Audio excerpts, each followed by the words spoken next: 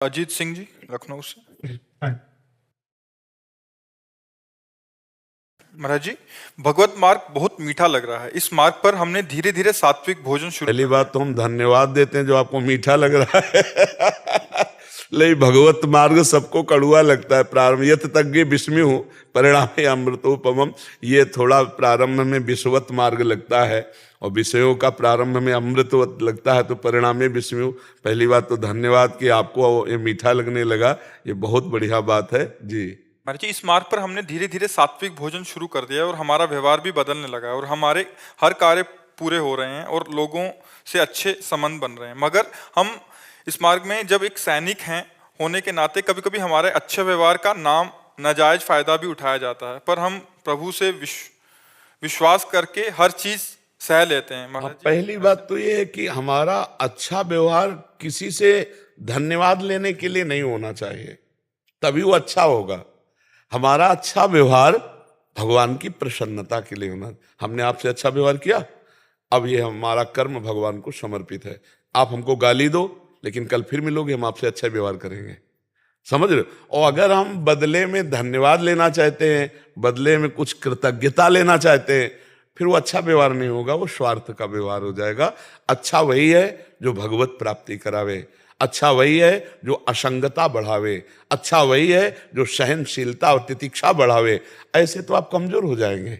नहीं कि सामने वाले के साथ आपने अच्छा व्यवहार किया, वो आपके साथ गलत व्यवहार करेगा तो आप जलने लगोगे, दुख पैदा हो जाएगा हृदय। नहीं, नेकी कर दरिया में डाल, उसके व्यवहार से कोई मतलब। मैं अपने कर्तव्य का पालन कर रहा हूं, तेरे कर्तव्य की जिम्मेवारी मेरे ऊपर नहीं। नहीं, मैं अपने कर्तव्य का आपके साथ ठीक व्यवहार कर रहा हूं और आप इसके बदले में हमें गाली दें या अपमान करें या सम्मान करें, उससे मुझे कोई लेना देना नहीं। मुझे अपने कर्तव्य का पालन, तो फिर आप बहादुर सैनिक भी हो और बहादुर साधक भी हो जाओगे। ठीक है ना जी। विष्णु प्रपन्नाचार्य जी, नेपाल से। महाराज जी, राधे राधे। महाराज जी, मुझे 3 चीजों से अलग होना है: शिष्येषणा, वित्तेषणा और लोकेषणा। महाराज जी, इसके लिए यही तो साधु के मार्ग में बाधा है, कंचन कामिनी कीर्ति। तो आज के सत्संग में हम कह रहे थे कि ये कोई छोटी मोटी चीज नहीं है। अक्रूर जैसे महात्मा जब समंतक मणि हाथ लगी तो दूर हो गए द्वारिकाधीश से और काशी जाकर यज्ञ करने लगे, छुपा लिया समंतक। नीलमणि भगवान से बढ़कर समंतक मणि लगी। समझ में आ रहा है? महाप्रभु चैतन्य देव जी के चरित्र में पढ़ा कि एक कृष्णदास के नाम के महात्मा महाप्रभु के साथ थे और वो वाम मार्गियों को देखकर जो गलत आचरण में थे उनका संग कर लिया। कामिनी का आकर्षण, कामनी का आकर्षण कोई छोटा मोटा आकर्षण नहीं है, बहुत बड़ी सामर्थ्य है। नारी नयन सर जा ही न लागा। पर चक्की चलती है ना, हर दाना पिसता है, पर जो कील के नजदीक पहुंच गया वो नहीं पिसता। चलती चक्की देख के दिया कबीरा रोए, 2 पाटन के बीच में साबित बचा न कोई। तो चलती चक्की देख के दिया कमाल ठठाए, राह सहारे कील के तो बाल न बाका जाए। सीम की चाप सके को तासु, बड़ रखवार रमापति जासु। तुमसे सच्ची कहते हैं, जवानी व्यतीत हुई है, अब 13 में निकले थे, 14, 15, 16, 17, 18, 19, 20, अब मान लो 55 की आयु लगभग। तो इतना जो बीच की यात्रा, जीवन में कभी किसी माई को ऐसे नहीं देखा। अब सेवा दी है तो सत्संग प्रश्न उत्तर वो चर्चा अलग है, और रुपया गंगा किनारे रुपया मिलेगा, भोजन तो मिलता नहीं। किनारे ही रहना, किसी गांव में नहीं जाना, भिक्षा नहीं मांगना, आकाश वृत्ति से जो हमें गंगा किनारे मिलेगा वो गुरु प्रसाद से ऐसा। अब जो जीवन है, अब वो भगवान के आश्रित जीवन पूर्ण रूप से है। अब महलों में रखो चाहे झोपड़ी में बांध दो, अपना अस्तित्व ही नहीं रह गया है। अब वो जैसे चाहे वैसे। तो जब तक साधक का अहंकार पूर्ण रूप से भगवान के चरणों में समर्पित ना हो जाए, कब हम समझेंगे कि हमारा अहंकार भगवान के चरणों में समर्पित हो गया? जब हमें दूसरों में सद्गुण दिखाई दे, अपने में नीचता, तब अहंकार गलित हो रहा है। देखो, परम ज्ञानी हनुमान जी महाराज हैं, ज्ञानी नाम अग्रगण्यम बुद्धिमताम वरिष्ठम अतुलित बलधामम हेम शैलाभदेयम। ऐसे महापुरुष जब विभीषण जी से मिलते हैं तो क्या कह रहे हैं? असमय अधम सखा, ये अहम समर्पित है। असमय अधम सखासु, सबरी जी से राम जी मिलते हैं तो कह रहे अधम ते अधम, अधम अति ना, प्रभु मैं बहुत अधम हूं। और भगवान का साक्षात दर्शन कर रहे हैं। दंडकारण्य के किसी ऋषि के पास भगवान नहीं गए, माता सबरी के पास गए। इतना अपार प्रेम है और वो अपने को अधम ते अधम, अधम अति नारी, तिनमा मैं मतिमंद अघारी। और भगवान कह रहे नव भक्ति आप में विराजमान है, तुम समान कौन हो सकता है? जो नवधा भक्ति का उपदेश है वो हम लोगों के लिए है, सबरी मैया के लिए नहीं। क्योंकि सबरी मैया तो उसी समय भगवान के सामने ही योगाग्नि में शरीर भस्म करके परम पद प्राप्त करती हैं। तो जब हमें दूसरों में सद्गुण दिखाई दे और अपने में दोष दिखाई दे तो अहंकार, और जब हमें दूसरों में दोष दिखाई दे अपने में सद्गुण तो अहंकार बढ़ा हुआ है। ये अहम ही भोगता है, अहम ही करता है। अहंकार विमूढ़ आत्मा करता हमिति मन्यते, तब तक अटैक होगा। ये तीनों अटैक कर सकते हैं, कंचन, कामिनी और यश कीर्ति प्रतिष्ठा, जो पुत्रेषणा, वित्तेषणा और लोकेषणा शास्त्रीय शब्दों में कहे जाते हैं। अहम पर इसका अटैक होता है। देहाभिमानी जीव जब अपने को पुरुष या स्त्री रूप में देखता है तो काम भाव उसके अंदर आएगा। देहाभिमानी जीव जब अपने शरीर सुख की आकांक्षा करता है तो उसे अर्थ की चाहना होगी। देहाभिमानी जीव जब अपने को गुणवान समझता है तो यश कीर्ति की कामना होगी। और अगर ये तीनों हैं, तीनों में से एक भी है तो भगवत प्राप्ति नहीं होती। पुत्रेषणा, वित्तेषणा, लोकेषणा तीनों को मिटा दे, मन वचन कर्म से भगवान की शरण में हो गए और केवल केवल हमें भगवान चाहिए। ब्रह्मर्षि वाल्मीकि जी महाराज भगवान श्री राम से कहते हैं, जननी सम जानहु पर नारी, धन पराए बिसते बिस भारी। जिन्हि राम तुम प्राण पियारे, तिनके मन शुभ सदन तुम्हारे। तुम्हि छाड़ी गति दूसरी नाही, बसहु राम तिनके मन माही। काम क्रोध मद मान न मोहा, लोभ न क्षोभ राग नहीं द्रोहा। जिनके कपट दंभ नहीं माया, तिनके हृदय बसहु रघुराया। सरल भाव से भगवान की शरण में होकर नाम जप करो। जवान का स्वाद छोड़ दो तो जनेंद्री की मांग खत्म हो जाएगी। जब जवान का स्वाद छोड़ दिया तो कंचन की मांग खत्म हो जाएगी। क्योंकि रुपया प्रिय नहीं है, रुपया से भोग सामग्री मिलती है, ये प्रियता रुपया की है। और अपना तन मन प्राण प्रभु को समर्पित है। अब यश कीर्ति प्रभु की है। अगर कोई हमें प्रणाम करता है तो मेरे भगवान को प्रणाम करता है, क्योंकि हम भगवान के बिके हुए दास हैं, इस भाव से प्रणाम करता है। कोई इस मलमूत्र के भांड शरीर को प्रणाम नहीं करता, सबके शरीर यही हैं, पर एक बात को प्रणाम करता है कि मैं जिस कसौटी पे चलना चाहता उस कसौटी से विमुख हो गया और तुम पास हो गए। तुमने सर्वस्व छोड़कर भगवान को रिझाया, इसलिए हम प्रणाम। तो भगवान को प्रणाम होता है, वो गुरु को प्रणाम होता है। सम्मानम कल्याति घोर गर्लम नीचापमानम सुधा, श्री राधा मुरली धरो भज सके वृंदावन मात्यज। सम्मान को विष के समान देखे, अपमान को अमृत के समान देखे और श्री राधा माधव का निरंतर स्मरण करे तो भगवान के प्रताप से कंचन, कामिनी, कीर्ति तीनों पर विजय प्राप्ति की जा सकती है। अन्यथा एक छोटा सा सड़ा सा विषय भी परास्त कर सकता है। एक व्यसन नहीं छूटता। हमने देखा कि छोटे छोटे व्यसन अपना अधिकार कर लेते, फिर त्रिभुवन के भोग, ब्रह्मादिक के भोग सब विषम लागत ताई, नारायण ब्रजचंद की लगन लगी है जाए। जो भगवान से प्यार करता है उसे कोई परास्त नहीं कर सकता। लेकिन अगर हम भगवान को अपना नहीं माने तो फिर पाखंड विजय नहीं प्राप्त कर सकता माया पर, दंभी विजय नहीं प्राप्त कर सकता माया पर। और छोटा सा भाव केवल उठा है और भगवान के सहारे चल दिए तो आज तक हम कहते हैं हमारे साथ कोई रक्षा करने वाला नहीं था। पर जहां कहीं कुछ ऐसे फंसाव की बात आई, भगवान ने निकाल। बाद में मुझे पता चला कि मैं फंस सकता था, भगवान ने ऐसे बचाने। सीम के चाप सके को उतासू, बड़ रखवार रमापति जासू। वही बचाते हैं, वही जीवन भर अपने जन की रक्षा करते हैं। अपनी बुद्धि तो कहीं भी फंस सकती है, लेकिन भगवान, हाँ, भगवान करो सदा तिनके रखवारी, जिमि बालक राखे महतारी। जैसे बालक की रक्षा माँ करती है, वैसे भगवान अपने भक्तों की रक्षा करते हैं। तो भगवान का भरोसा और लक्ष्य दृढ़, और ये कि मर जा सकता हूं लेकिन मैं गलत आचरण नहीं कर सकता, जीत जाओगे। बस ये प्रण हो जाए कि कुछ भी हो जाए, मर सकता हूं लेकिन मैं अपने धर्म के विरुद्ध आचरण नहीं कर सकता, जीत गया। फिसल गया तो इतने नीचे गिरेगा कि उठने लायक नहीं रहेगा। ये माया है, एक बार दबा लिया तो उठने नहीं दिया, फिर वो बैलेंस बना के चलता है, भोगों को भोगता है, थोड़ा भजन कर लेता है, बस वो आग नहीं होती। वो विरह भगवान के लिए जो होना चाहिए वो नहीं होता। फिर वो धीरे धीरे रोग लग जाता है भक्ति को, पाखंड का, दम्भ का। वो फिर बस ऐसे ही अर्थ प्राप्ति करना, खाना पीना, मौज मस्ती खूब ऐसे नहीं। खान पान ते भावे है, नहीं कोमल वसन सुहावे, सब विषय लगे ते खारा है, हरि आशिक का मग्नारा है। जैसे चाहो वैसे रखो, पर बस आप मुझे मिलो, आप चाहिए।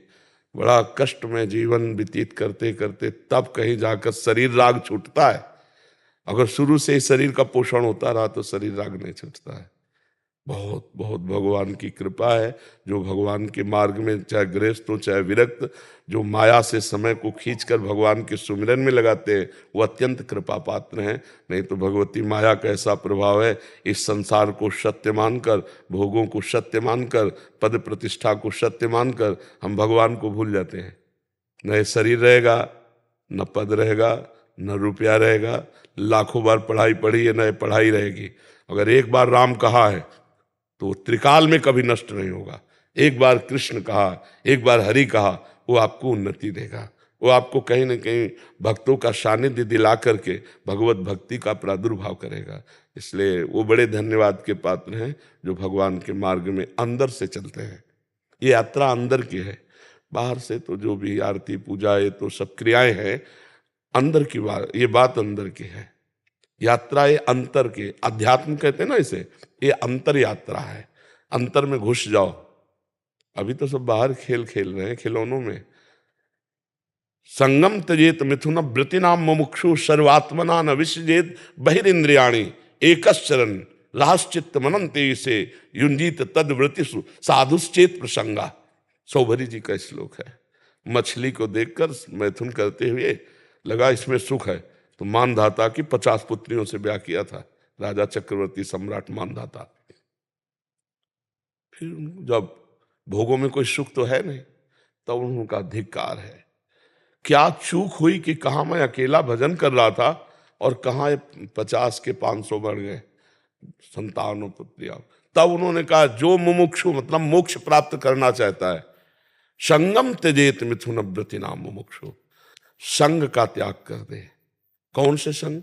जिनके संग कुमति मति उपजय, करत भजन में भंग, जाके प्रिय न राम वैदेही, तजिए ताहि कोटि बैरीसम जद्यप परम स्नेह। और नेत्रों से कोई गलत आचरण अगर कहीं भी किसी पशु पक्षी में भी दिखाई दे रहा है, एक बार दृष्टि गई, दोबारा दृष्टि न जाए। खतरनाक चीज मोबाइल साधु साधक के लिए तो बहुत खतरनाक है, क्योंकि जब मन चंचल हुआ, सर्च किया, पढ़े लिखे लोग हैं, जीवन की हानि हो जाएगी। जीवन की हानि, वो गलत देखा तो फिर साधुता का फिर नाटक ढोंग होगा, साधुता नहीं हो सकती। और बड़े बड़े मोबाइल सबके पास होते हैं, बहुत बचने की जरूरत है। मोबाइल में दोनों चीजें, जड़ चेतन गुण दोष में विश्व कीन करता, तो उसमें भी गुण है। गुण है, संतों का सत्संग सुन सकते हो, आवश्यक फोन कर सकते हो, आवश्यक कार्य कर सकते हो। लेकिन दोष है कि गलत से गलत जो हम छोड़ने के लिए भगवत मार्ग में आए वो सब आप देख सकते हो। और वो देखा तो फिर जो हम देखते हैं, जो सुनते हैं, जो बोलते हैं, उसी का मनन होता है। और जो मनन होता है वही क्रियाएं होती, रोक नहीं सकते, वही क्रियाएं होंगी। इसलिए देखना, सुनना, बोलना पवित्र किया जाए, भगवान के आश्रित हुआ जाए। और भोजन जिसका सरस उसका भजन नीरस, और जिसका भोजन नीरस उसका भजन सरस। ये जीवन भर की बात, अनुभव की बात कह रहा हूं। भोजन सरस, हम रात दिन एक गरीब आदमी की तरह मेहनत करें, जैसे ओवर टाइम गरीब आदमी पैसे के लिए, ऐसे हम भजन के लिए करें तो भगवान कृपा करते हैं, ये त्रिगुणात्मिका माया को हटा देते हैं। यही माया है कंचन कामनी कीर्ति। हमें भ्रम हो जाता है कि इसमें सुख है, अगर सुख होता तो सब भोग रहे, आनंदित हो जाते, विश्राम मिल जाता। अब कछुनाथ न चाही मोरे, लेकिन किसी का हृदय ऐसा नहीं कहता अब कछुनाथ न चाही। चाह पे चाह, तृष्णा, भोगे हुए भोगों को पुनः भोगने की तृष्णा। इसलिए जो वैराग्यवान है उनको बहुत सावधान रहना चाहिए।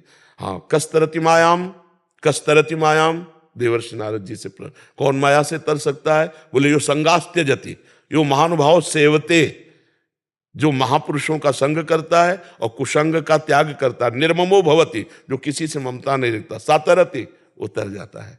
इसलिए कुसंग का त्याग, सत्संग का सेवन, और ना अपने शरीर से ममता और न किसी शरीर से ममता। ममता तो केवल प्रभु से करनी है ना, उनके नाम में, उनके रूप में, उनकी लीला के, उनके धाम में। तो ऐसे चलो तो कंचन काम और जितने भी विकार है सब शांत हो जाएंगे भगवान की कृपा से, अहंकार के बल से नहीं, भगवान की कृपा से। धनम मदीयम तव पाद पंकजम कदा नु साक्षात् करवाणी चक्षुषा कदा पुनः शंखरथांग कल्पक ध्वजारविंदाम कुशवज्र लांछनम। इसी को चरितार्थ करने के लिए दास बहुत प्रयत्न। हाँ बिल्कुल, भगवान के चरणों का स्मरण करते रहिए और नाम न छूटे, सब आ जाएगा। देखो हम लोगों को कोई कमी नहीं है जानकारी की, किसी को भी आप, जानकारी सबको है, लेकिन जानकारी का प्रयोग करने के सामर्थ्य नहीं है। जानकारी आप, हम कहते हैं गांव के आदमी से सुन लो, संसार नाशवान है, यहाँ कुछ टिकने वाला नहीं, कोई कुछ ले नहीं जाएगा, और सब कोई जानता है। जब 100 लेके जाते हैं राम नाम सत्य है, देखो सत्य का ज्ञान है उनको, कह रहे राम नाम सत्य है, और जब परिवार के रोते हैं तो समझाते हैं बैठकर, अरे भाई का आवाज हो गया कल, सबको जाना। लेकिन वो जानकारी उनकी जानकारी नहीं है, उस जानकारी का प्रयोग नहीं, तो जानकारी किस काम के?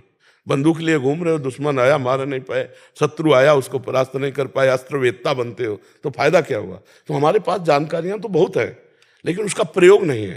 प्रयोग के लिए बल चाहिए, और बल मिलता है नाम से। जितना भजन करोगे उतने अध्यात्म बलवान बनोगे। अगर भजन नहीं है तो उपदेश हो सकता है, प्रणाम नमस्कार मिल सकते हैं, रुपया पैसा मिल सकते हैं, वाहवाही मिल सकती है, लेकिन भगवान का साक्षात्कार नहीं हो। वो तो बारी मथे घृत होए बरु, सिकता ते बरु तेल, और बिनु हरि भजन न भवतरी या सिद्धांत अपेल। विनिश्चितम बदामिते न अन्यथा वचांस में, हरिम भजनती है नरा। खूब डट के भजन, भजन बस। जानकारी तो इतनी है कि पूछो मत, उपदेश पे उपदेश हो रहे हैं, उपदेशों की कमी है, लेकिन पलट करके जब तो जीरो पे सुई खड़ी है, कोई नंबर नहीं आया, अध्यात्म की कोई भूमिका नहीं, जीरो पे, तो फिर वो कैसे उत्तम होगा? हमारी जानकारी हमको अध्यात्म की भूमिका पर चढ़ावे, हम द्वंद्वों को सहें, हमारे अंदर वो योग्यता आवे जो संतों की लक्षण बताए गए हैं, वो भजन से आएंगे। सबको जानकारी है, जैसे हम जानते हैं ये गलत है फिर भी हम कर रहे हैं, क्यों?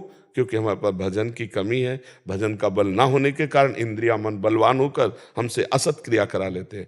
उन्हें भजन बल है ना, तो जैसे सेल हटा दो दीवाल घड़ी का, तो मिनट पे मिनट, घंटे पे घंटे सुई वहीं ठप, ऐसे वहीं ठप।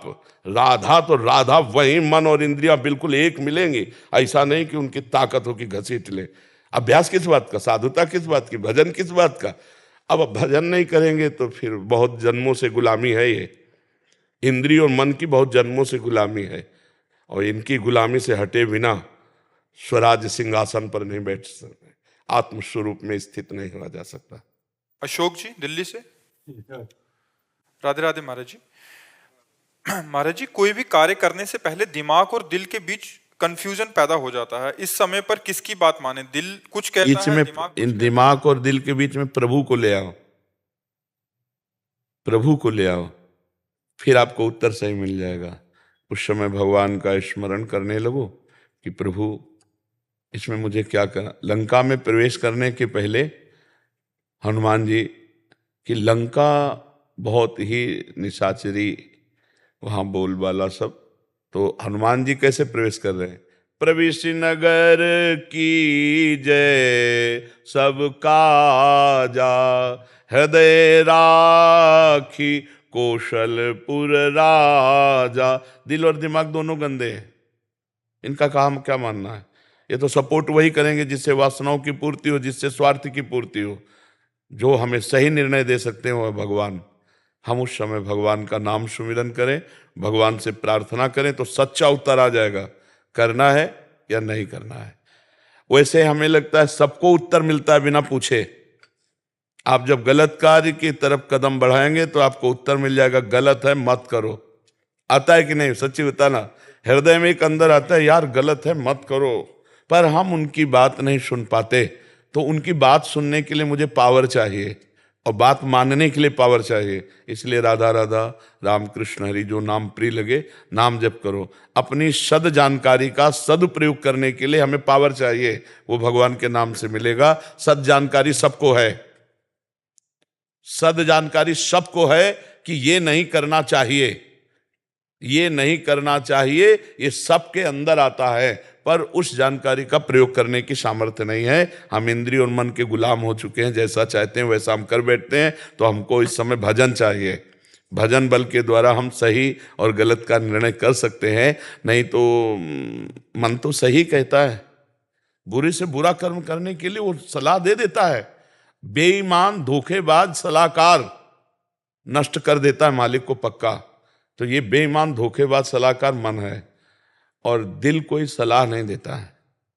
दिल की एक अलग प्रक्रिया, जिसे हम दिल कहते हैं उसे अंतःकरण कहते हैं।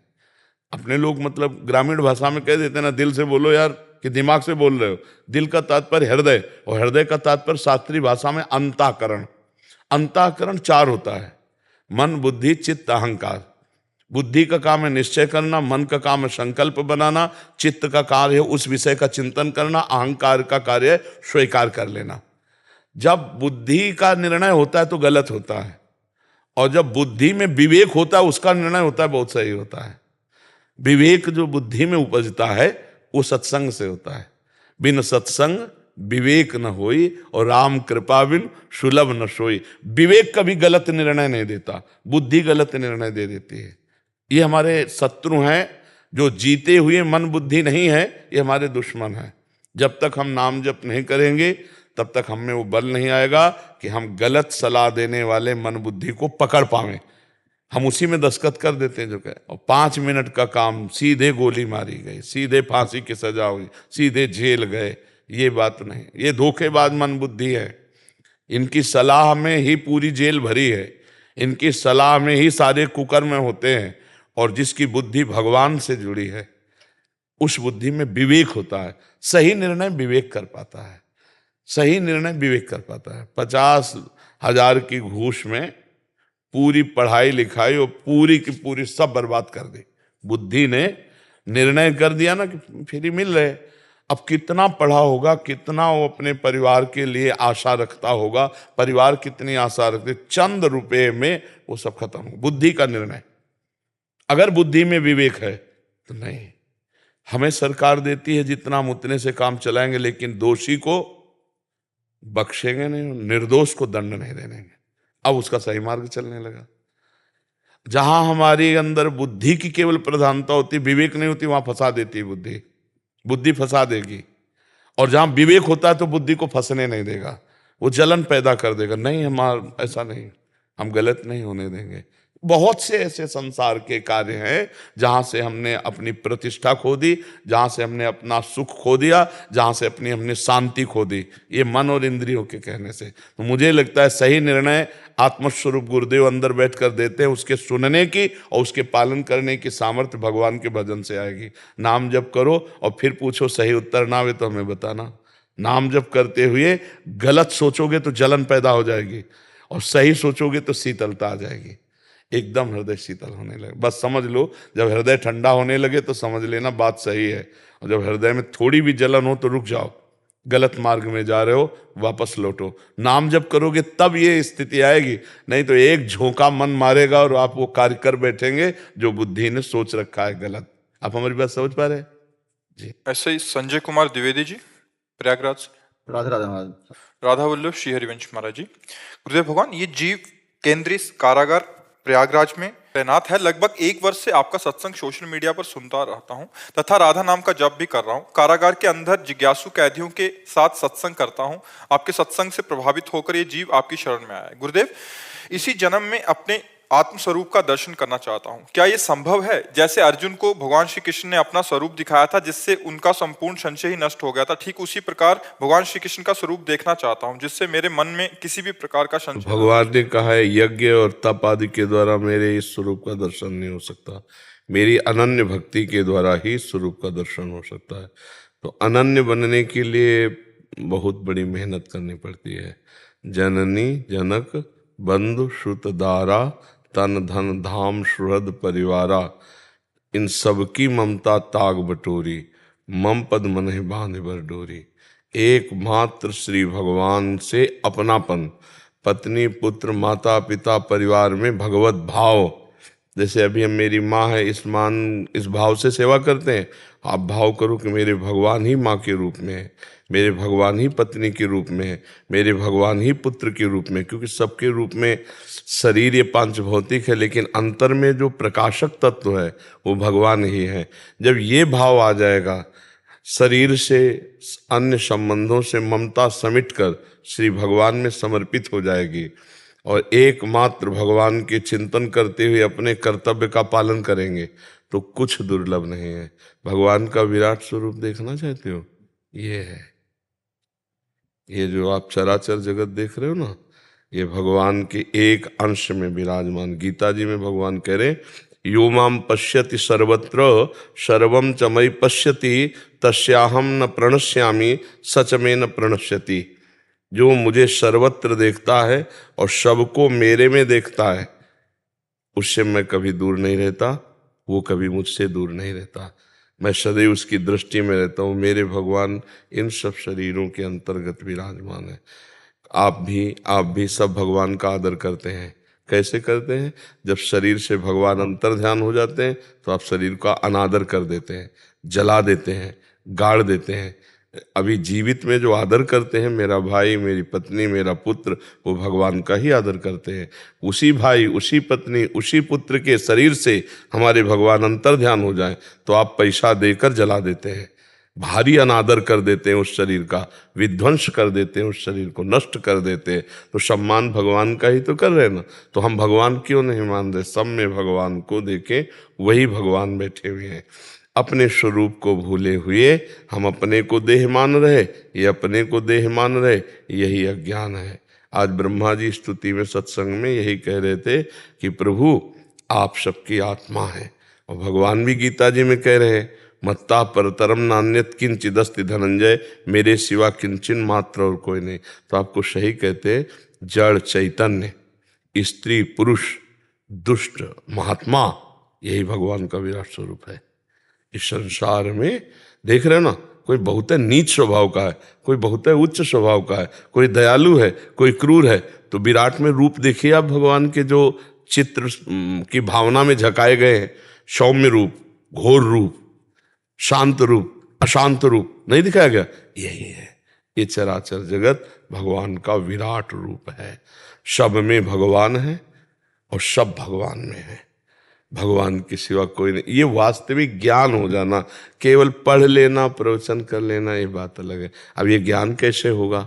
जब हम निरंतर नाम जप करेंगे। जैसे आप कह रहे हैं 1 साल से सत्संग सुन रहे हैं और नाम जप कर रहे हैं। 97 से सन 97-98 में जी। एक संत भगवान वो सत्संग करते थे। जी। तो 96-97 से जी तो मतलब हम कई जगह से जाना आना शुरू किए जी। और जगह तमाम जो है सत्संग में, जी। तब से हम आते जाते हैं। और हम कुछ जैसे कि ये 5 बातें जीवन में उतार लो, सब ठीक हो जाएगा। पहला स्वाध्याय, ये जैसे पंच सकारण चूर्ण होता है ना, तो उधर बिगड़ जाए तो ठीक कर देता है। ऐसे ये 5 सकार साधन है। पहला स्वाध्याय, जो शास्त्र आपको प्रिय लगे, रामचरितमानस, श्रीमद् भगवद गीता, श्रीमद् भागवत, जो भी पुराण, जो भी शास्त्र, उसको अपना जीवन बना लो कि हमको दिन में एक बार आधा घंटा 1 घंटा जो समय खुद स्वाध्याय करना है।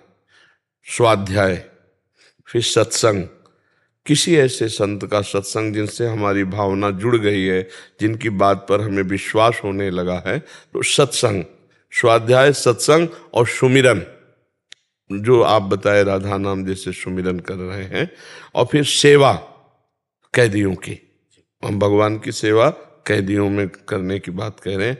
कैदियों की सेवा, उस पर शासन करना है पर सेवा भावना करने की, भगवान ही इन सब रूपों में आए हैं। तो सेवा, आप अपने पद और अधिकार के अनुसार सेवा कीजिए।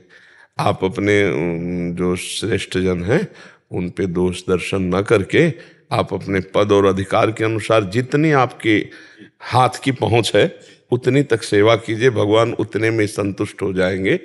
और सबसे बड़ी सेवा होती है जीव को दुर्गुण दुराचार से हटाकर सद्गुण सदाचार में लगाना। जब हम किसी से मिलें तो उससे ऐसी वार्ता करें कि उसकी दुर्बुद्धि सद्बुद्धि में परिवर्तित हो जाए। ये सबसे बड़ी, इसमें किसी का हस्तक्षेप नहीं होगा। इसमें होगा किसी का हस्तक्षेप?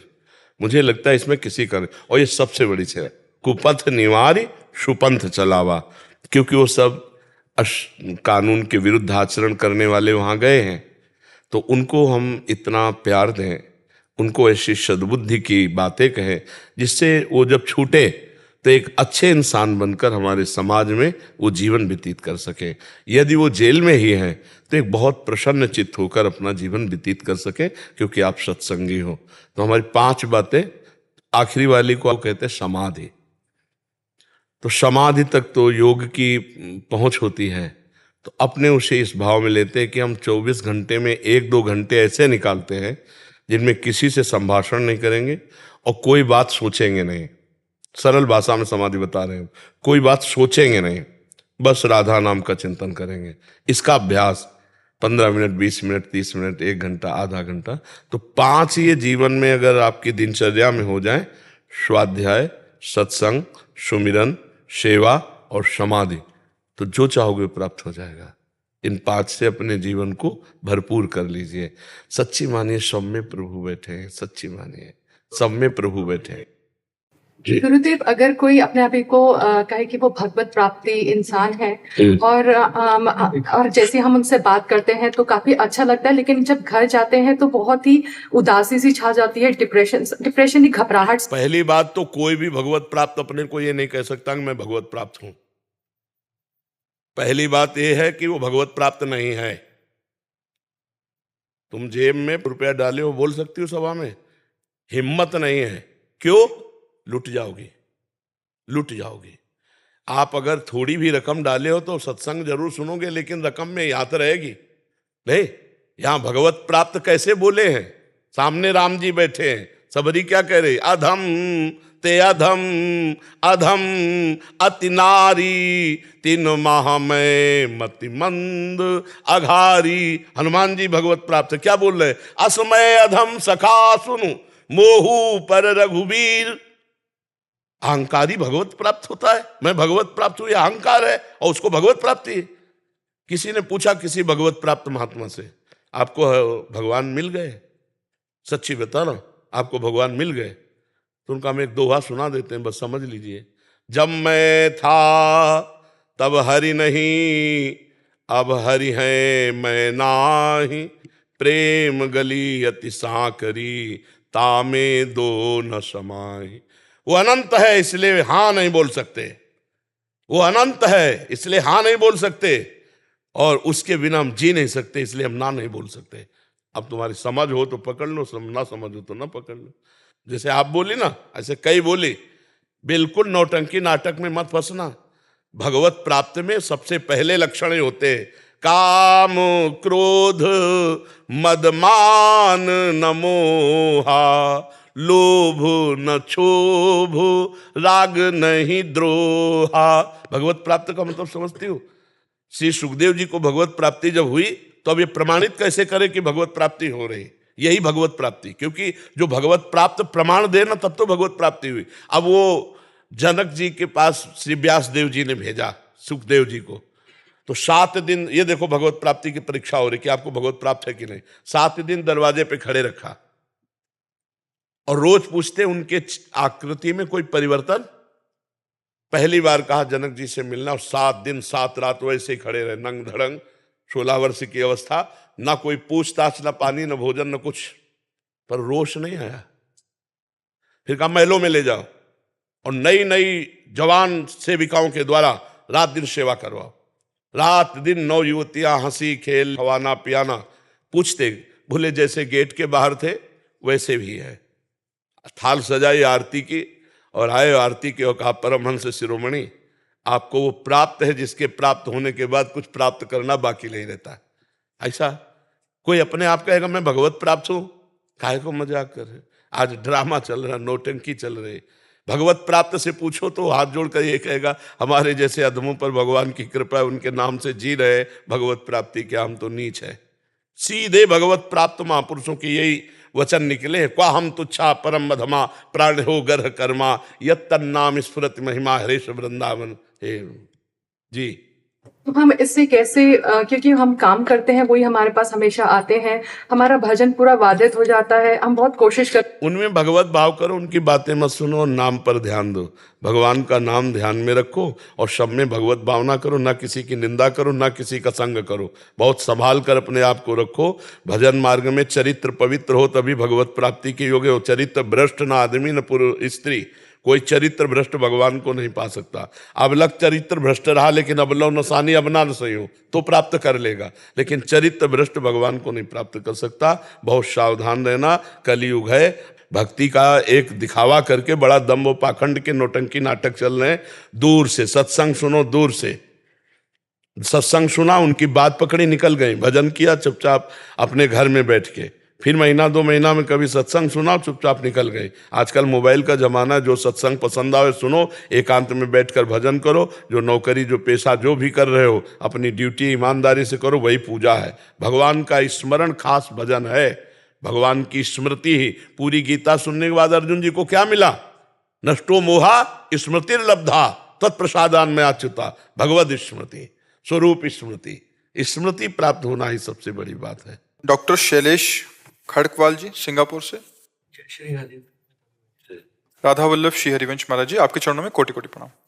गुरुदेव, अपने गुरुदेव और आपकी कृपा से इस जीवन में आना हुआ और सेवा, त्याग और प्रेम का मार्ग स्फुरित हुआ। सेवा जगत के लिए, त्याग अपने लिए और प्रेम प्रभु के लिए हो, ऐसा ज्ञान प्रकाशित हुआ। प्यारे गुरुदेव, क्या हम ऐसा मान सकते हैं कि कर्म, शरीर और संसार, इन तीनों का एक ही स्वरूप है और इनका भगवत प्राप्ति में कोई विशेष महत्व नहीं है, तथा प्राणी के जीवन में कोई भी भयंकर रोग या परिस्थिति, विकट प्रतिकूलता प्राणी के सुख भोग का नाश करने के लिए ही आती है और प्रारब्ध इसका निमित्त बनता है? गुरुदेव, हाँ, विवेकी का यही निर्णय है। जो सतमार्ग का पथिक विवेकी, उसका यही निर्णय जो आप बोल रहे हैं। पर कर्म का बड़ा महत्व है, देह का बड़ा महत्व है, संसार का बड़ा महत्व है। पहले आपको सपोर्ट किया, अब उसकी व्याख्या कर रहे हैं। अगर ये हमें पंचभूत देह ना मिलता तो मुझे भगवत तत्व का बोध कराने वाला विवेक भी न मिलता। अगर मुझे पांच भौतिक शरीर न मिलता तो मैं समाज की सेवा भी नहीं कर पाता, और मुझे ये ज्ञान नहीं होता कि समाज की सेवा का क्या सुख है और शरीर के राग के त्याग का क्या सुख है। इसलिए इस शरीर पर बड़ा महत्व है। क्यों? क्योंकि इसने आत्मानंद की प्राप्ति का हमें मार्ग बताया। शरीर भी हमारा, 24 गुरुओं में एक शरीर भी गुरु बनाया दत्तात्रेय जी ने। संसार भगवत स्वरूप है। ये हम जब अपने सुख का त्याग करके और इनके सुख की भावना करके भगवत चिंतन किया तो जो शुद्ध ज्ञान प्रकट हुआ, बहु नाम जन्मनावंते ज्ञानवान माम प्रपद्यते वासुदेवा सर्वमिति सामात्मा सुदुर्लभा। तो संसार प्रथम धरा में मिथ्या है, ब्रह्म सत्यम जगन मिथ्या, लेकिन अंतिम धरा में सर्वम खलमिदम ब्रह्म। बहुत बड़ा महत्व है वासुदेवा सर्वम। ये शरीर से तो हमें पता चला, अगर इस शरीर में न होते तो ना ये ज्ञान होता ना ये भक्ति होती। इस शरीर का प्रथम में राग त्याग है। फिर बाद में तो जैसे गाड़ी का महत्व है, लक्ष्य तक पहुंचा देना, और लक्ष्य तक पहुंच गए तो गाड़ी में आग लग गई तो भी कोई परेशानी नहीं, क्योंकि हम अपने घर आ गए। लक्ष्य तक अगर हमारा चित्त, वृत्ति, मन, अंतःकरण, चतुष्टय जो है वो परमात्मा कार्य नहीं हुआ, भयानक रोग आ जाए, तो फिर आधे गाड़ी में आग लग जाने पर जो दशा होती है वही दशा उस साधक की होती है। और जिसकी भगवदाकार वृत्ति हो गई है तो मतलब स्मृति भी नहीं आती कि रोग है। लेकिन ये स्थिति प्राप्त महापुरुष के लिए, साधारण पुरुष तो विचलित हो जाएगा। साधारण पुरुष को भगवान नाम का स्मरण करने का इतना अभ्यास कर लेना चाहिए कि सुख और दुख में, निंदा और स्तुति में, मान और अपमान में, हर्ष और शोक में, लाभ और हानि में, जय और पराजय में भगवान का विस्मरण ना हो। ऐसा अभ्यास कर ले। फिर ये बात कि अब चाहे रोग आवे चाहे शोक आवे, पर देखो जरा सा शरीर में पीड़ा होगी तो मन बुद्धि का खिंचाव हो जाता है। मन बुद्धि का शरीर दुख सुख में खिंचाव होना ये बहुत भारी त्रुटि है आध्यात्मिक मार्ग के पथिक की। सुख में या दुख में दोनों हमारे बांधने का, शुभ या अशुभ दोनों बांध, सुख या दुख दोनों बांधने वाले हैं। तो प्रथम धरा में बहुत उत्तम बात है कि संसार की सेवा और शरीर के राग का त्याग और स्वरूप में प्रीति या भगवान में प्रीति। शरीर का कोई महत्व नहीं है, यही हमको शरीर के राग की स्थिति प्रदान करता है। पर शरीर का महत्व है, ये भी ब्रह्म स्वरूप है, ये इसके बाद की बात है। जैसे हम भक्ति में हैं तो भगवान की सेवा में आने वाले एक लोटे को भी पूज्य भाव से देखते हैं ना, मार्जन करके अच्छी जगह रखेंगे, ये भगवान की सेवा का लोटा है, तो ये जिससे हम मार्जन कर रहे हैं लोटे का, वो भी तो सेवा का पात्र है। तो फिर वो प्यारा भगवान के संबंध से हो जाता है। पहले प्यारा देहाभिमान से भोग भोगने के लिए होता है, अब ये भगवान की सेवा का पात्र हो गया। तनु वांग मनोभिर अमलई सोहम तवै वाश्रिता। भक्ति शरीर से, मन से, वाणी से कामना रहित होकर, कामना ही मल है, मैं आपका सेवक हूं। अब सब कुछ भगवान का हो गया, अब कुछ त्याज्य नहीं बचा। त्याग और त्याग की स्मृति का भी त्याग, सब कुछ भगवान का है। ये शरीर भी भगवान का है, ये वस्त्र भी भगवान का है, ये वाणी भी भगवान की, ये मन भी भगवान का, और मैं भी भगवान का। अस्तित्व खत्म। ज्ञान में शरीर मायाकृत, मैं चिदानंद, मायाकृत का त्याग, चिदानंद में स्थिति, फिर सर्वम खलमिदम ब्रह्म, फिर ये भी ब्रह्म। बाद में ये बचता नहीं है, हाँ ये भी ब्रह्म स्वरूप। तो पहले भी ब्रह्म स्वरूप था। जैसे पलटाओ इसको, पंचभूत जब अपने स्वरूप में आए, वो जब अपने स्वरूप में आए तो त्रिगुणात्मिका अहंकार, अहंकार जब अपने स्वरूप में आया तो महातत्व, महातत्व जब अपने स्वरूप में आया प्रकृति, प्रकृति जब अपने स्वरूप में आई तो मूल प्रकृति, मूल प्रकृति जब अपने स्वरूप में आई तो ब्रह्म। तो पंचभूत क्या हुए? उधर से जब आया तो ब्रह्म, मूल प्रकृति, त्रिगुणात्मिका प्रकृति, महातत्व, अहंकार, त्रिगुण अहंकार, उसी में पंचभूत। सर्वम खलमिदम ब्रह्म। पर पहले व्यतिरेक पद्धति अति आवश्यक। व्यतिरेक माने त्याग नहीं, ये नहीं, क्योंकि हम पहले ही लगे हुए हैं उसमें, और उसे मान लिया तो और उसमें रति हो जाएगी। पहले विरति फिर रति। बहुत सुंदर विवेक काम कर रहा है आपका। भगवान का आश्रय लेकर बढ़ो और जीवन मुक्त अवस्था तक विश्राम मत मानना, मनोरंजन मत करना, जब तक ये वास्तविक अनुभव ना हो जाए कि मैं शरीर नहीं हूं, ये अनुभव हो जाए। तो अब जैसे अभी कोई थप्पड़ मारे तो लगेगा कि थप्पड़ मारा गया, पर उसकी व्यथा नहीं होगी, उसकी व्यथा नहीं, उसका क्यों मारा इसने, ये देहाभिमान प्रश्न करता है, ज्ञानी नहीं। इसका प्रारब्ध था, उसके अंदर प्रेरित हुआ, मार दिया। अपने हाथ से लग जाए तो क्या करेंगे हम? अपनी जबान दांत से कट जाए तो हम क्या करेंगे? ऐसे दूसरे के द्वारा दी हुई पीड़ा दूसरे शरीरों के द्वारा जब आत्मवत, तब समझ ले हमारा ज्ञान सिद्ध हो रहा है। पर भगवान का आश्रय लेकर खूब नाम जप करते हुए, और फिर नाम जप जरूर करना चाहिए। नाम जप करते हैं? हाँ, बहुत। एक प्रश्न और महाराज जी। महाराज जी, अगर सदगुरुदेव भगवान साकार रूप में न हो अपने सामने, तो अहंकार कैसे कम हो सकता है? उनके द्वारा जो दिए हुए वचन होते हैं ना, मंत्र होता है, नाम होता है ना, वो शाश्वत होता है, वो नित्य होता है। तो गुरुदेव का मूर्तिमान रूप तो अंतर ध्यान हो सकता है, पर अमूर्त रूप आपके साथ रहेगा। वही अमूर्त रूप ही अहंकार का नाश करता रहता है। गुरुदेव के दो रूप हैं, एक मूर्त और एक अमूर्त, जैसे आपका भी है। मूर्त में आपके इसका नाम लिया जाएगा और अमूर्त में आत्म तत्व रूप से है। तो आत्मा एक ही है सबकी, तो वो गुरुदेव आत्म तत्व रूप से आप में भी विराजमान है ना। तो जो विकार होगा तो वो ज्ञान रूप दंड के द्वारा उस विकार को नष्ट कर देंगे, वो आपके अंदर ज्ञान दे देंगे। ऐसा कि जब सच्चा ज्ञान हो जाता है तो गुरु शिष्य अभेद हो जाते हैं, फिर दो नहीं रह जाते हैं, एक ही है। नहीं, ऐसे भक्ता भेद हो जाता है।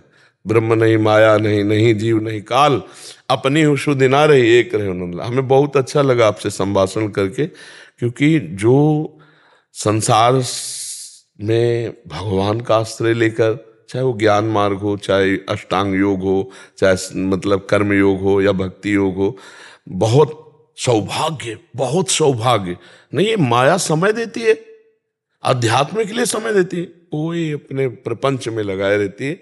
और बहुत कृपा है आपकी कि आपकी बुद्धि पवित्र है, ठीक निर्णय कर रही है जी। हाँ, कभी कभी ऐसा होता है कि दंभ का रोग लग जाता है, पाखंड का रोग लग जाता है। तो जब रोग युक्त आदमी बात करता है ना, तो अलग लगता है। बहुत अभी सेफ्टी है कि ये दंभ पाखंड का वायरस नहीं लगा, बहुत खतरनाक वायरस है, मिटिया मेट कर देता है। तो बस अपने को छुपा के और अपने को बचा के, ये सिर्फ आपके लिए है। मतलब ये जो ज्ञान है ये सिर्फ अपने लिए है, कोई दूसरा लाभ ले जाए, जैसे अपनी चर्चा कर रहे हैं, तो हम ये विचार करते हैं कि हमको भगवान सौभाग्य दिए हैं, आकर के अज्ञानी बनकर प्रश्न करते हैं और हमें बोलने का सौभाग्य देते हैं। ये हमारी भगवान की सेवा बनती है। हमारे भगवान आकर जिज्ञासा करके प्रश्न करते हैं, उसका उत्तर निकलता है, तो ये हमारी सेवा बन जाती है। ये हम ज्ञानी थोड़ी है, सेवक है। चराचर जगत के हम नौकर हैं, हम सेवक हैं। जब वो आकर के मालिक प्रश्न करते हैं तो इधर से मालिक उत्तर दिला देते हैं, और हम प्रश्नकर्ता और उत्तरकर्ता का दोनों का स्वाद लेते हैं। बस अपने भाव में अगर कहीं अहंकार आ जाए तो फिर वो ज्ञान फिर पाखंड या दंभ के रोग से दूषित हो जाता है। इसलिए बहुत बचा के, बहुत सेफ्टी से, ना तर्क ना विवाद, और बिना प्रश्न किए कभी किसी से बात न करें। अगर लग रहा है कि इसको समझाना चाहिए तो वहीं भाव करो कि वो बैठा तो है जगत गुरु अंदर भगवान, वो आत्मस्वरूप से समझा देगा, अपने चुप रहो। जब आपसे कोई पूछे तो दैन्य होकर के जो हमने संतों से सुना है वो ऐसा सुना है, अपना अनुभव फिर भी नहीं, जो संतों से सुना है वो ऐसा। बहुत जल्दी निकल जाओगे, क्योंकि जब तीक्ष्ण विवेक होता, पवित्र विचार होते हैं, तो अध्यात्म खुलता चला जाता है। ये अंदर ही का है, बाहर की पोथी अंदर ले जाती है, अंदर की पोथी जीवन मुक्त कर देती है। अंदर की एक अलग ग्रंथ है, जो अलग ग्रंथ है वो अंदर अनुभव गम्य भजे, जैसे वो अनुभव से आता है, और उसी से जड़ चेतन का जो हमारे अंदर ग्रंथि नहीं पड़ी थी और वो पढ़ने का भ्रम था, वो भ्रम नष्ट हो जाता है। जासु कृपा सब भ्रम मिट जाई, गिर जा सोई कृपाल रघुराई।